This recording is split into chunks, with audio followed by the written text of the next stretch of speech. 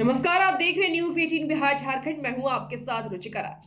बांग्लादेश के पूर्व प्रधानमंत्री खालिदा जिया ने भारत और शेख हसीना को लेकर के एक बड़ा बयान दे दिया है।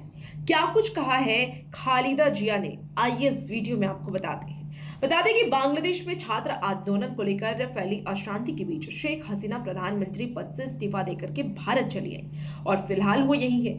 इसे लेकर के उनकी कट्टर प्रतिद्वंदी और बांग्लादेश की पूर्व प्रधानमंत्री खालिदा जिया की party Bangladesh nationalist party BNP Bharat पर भड़क गई। पार्टी ने यह कहा है कि अगर भारत शेख हसीना की मदद करेगा तो उससे सहयोग जारी रखना मुश्किल हो जाएगा। बता दें आपको कि बीएनपी के वरिष्ठ नेता और मंत्री रह चुके ज्ञानेश्वर रॉय ने यह भी कहा है कि उनकी पार्टी भारत और बांग्लादेश के बीच पारस्परिक सहयोग का जारी रखना मुश्किल हो जाएगा। जिस तरीके के सहयोग भारत और बांग्लादेश एक दूसरे का करता रहता है, ऐसे में ये अब मुश्किल हो जाएगा। उन्होंने ये भी आरोप लगाया है कि भारत ने शेख हसीना के सत्ता में दोबारा वापसी का समर्थन किया था। शेख हसीना को भारत ढो रहा है। भारत और बांग्लादेश के लोगों को एक दूसरे से कोई दिक्कत नहीं है, लेकिन क्या भारत को पूरे देश की जगह एक पार्टी को बढ़ावा देना चाहिए?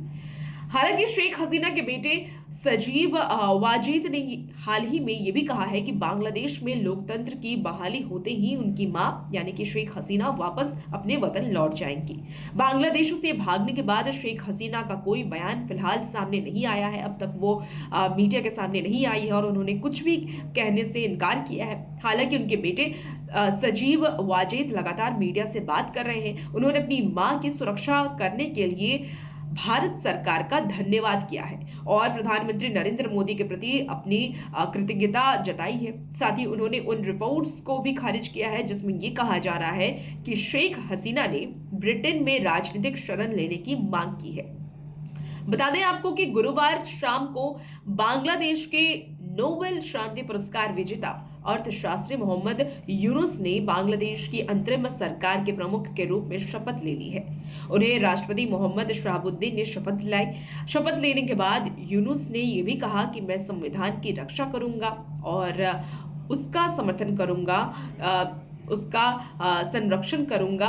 और आपको बता दें कि मोहम्मद यूनुस के नेतृत्व वाली अंतरिम सरकार में 16 लोग शामिल हैं, जिसमें हसीना के विरोधी छात्र भी हैं जिन्होंने शेख हसीना का विरोध किया था, जिसकी वजह से उन्हें प्रधानमंत्री पद से इस्तीफा देना पड़ा। दोनों ही छात्र नेता नाहिद इस्लाम और आसिफ महमूद भी हैं। दोनों ही छात्र नेता बांग्लादेश में आरक्षण विरोधी प्रदर्शन का नेतृत्व कर रहे थे।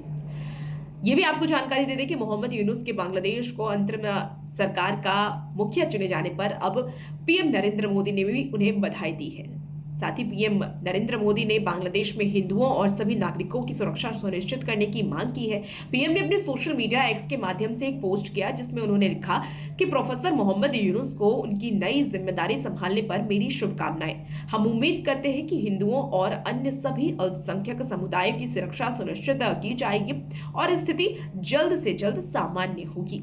भारत शांति, सुरक्षा और विकास के लिए दोनों देशों के लोगों की साझा आकांक्षाओं को पूरा करने की खातिर बांग्लादेश के साथ काम करने के लिए प्रतिबद्ध है। तो ऐसा प्रधानमंत्री नरेंद्र मोदी लिखते हुए नजर आ रहे हैं अपनी सोशल मीडिया एक्स के साइट पर और उन्होंने बांग्लादेश के नए प्रधानमंत्री को पदभार संभालने पर उन्हें बधाई भी दी है। और भी इसी खबरों के लिए बने रहिए न्यूज 18 बिहार झारखंड के साथ।